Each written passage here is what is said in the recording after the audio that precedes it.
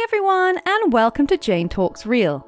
It's Trek Tuesday, where I will be discussing and reviewing an episode of the original series, The Next Generation, Voyager, Deep Space Nine, or Enterprise. Today I'm going to be looking at Skin of Evil from Next Generation's first season, or as I like to call it, that time they straight up killed a main character. Enterprise is on its way to pick up Deanna, but they're on a go-slow because engineering is undergoing maintenance. Worf and his early season eyebrows is prepping Tasha Yar for a martial arts competition in a few days, and they arrange to get some practice later on in the holodeck. Worf is supportive of Yar's chances. Yar likey. With the shuttle over an hour away, they receive an audio-only distress call from it. They're having major problems and need immediate rescue.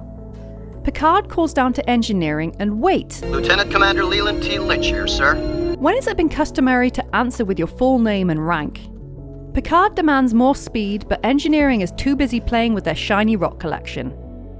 Geordi tells the shuttle that they're getting too close to a planet's orbit, and Data confirms that it's uninhabited. Question. What is Geordi doing on the bridge? I thought he was the chief engineer. I mean, B'Elanna was never on the bridge, Scotty only popped up for a visit, Trip only manned the tactical station if Malcolm was unavailable or he was acting captain, and shout out to Chief O'Brien, who was always so busy I hardly ever saw him in DS9's command center. He should be helping in engineering, not driving the ship. Okay, it was bugging me, and so I looked it up, and he apparently doesn't become chief engineer until season 2, so I stand corrected.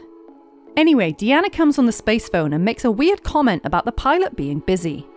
Then a final call comes in saying they're going to crash, and into the credits we go.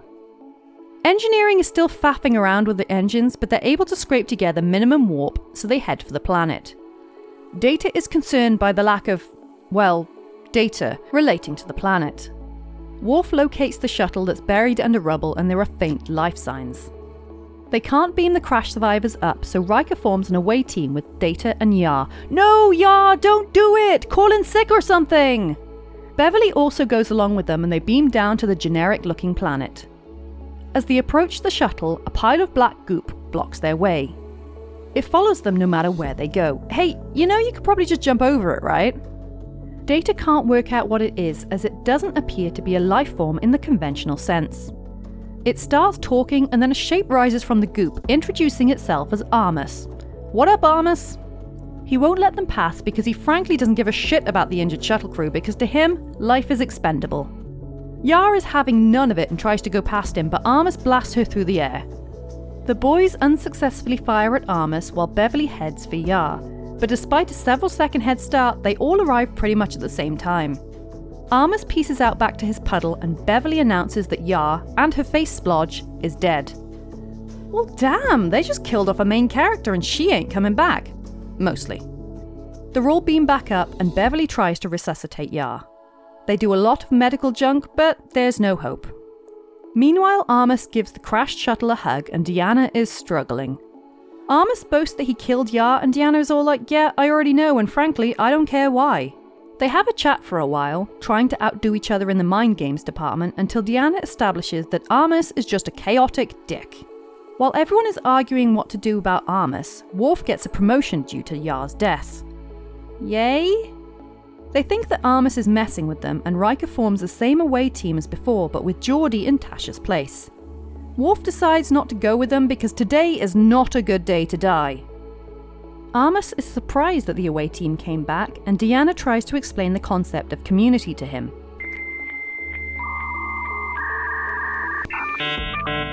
The mind games continue, but I'm just distracted by how gorgeous Troi's eyebrows are. Damn, girl! Armus lets go of the shuttle and goes to say hello to the landing party. Riker wants to negotiate, and Geordi looks like he's trying to call a dog to him.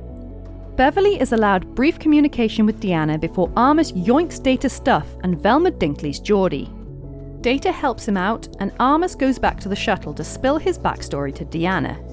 He explains that he was the ugly cast-off of beautiful creatures, but he gets super offended when Deanna shows him pity.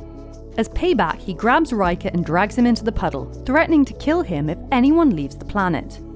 Then for a hot second, things get very A Nightmare on Elm Street. Meanwhile, up on Enterprise, Worf discovers something interesting. While Armus is in contact with Deanna, its defense is at its lowest, which could allow emergency transport if needed. Picard wants to speak to the manager and leaves Worf in charge and heads to the planet. Deanna and her potentially visible bra offers herself as a sacrifice so that Riker and the others can go free. No time for that because Picard is here and Armus screws with them by having Data wave a phaser around and then makes Beverly choose who dies.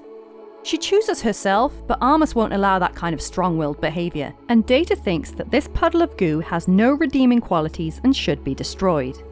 When Picard threatens to leave, Armus spits out Riker and the away team is returned to the ship, sans the captain.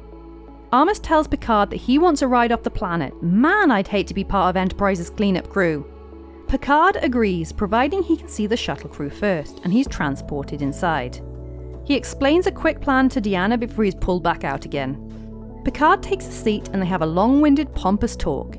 He basically bullies Armus into submission, which lowers his guard enough for Worf and Wesley to beam them all to safety. Armus takes it very well.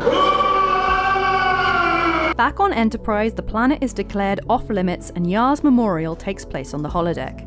All the main characters are there, as well as a little hole in the green screen.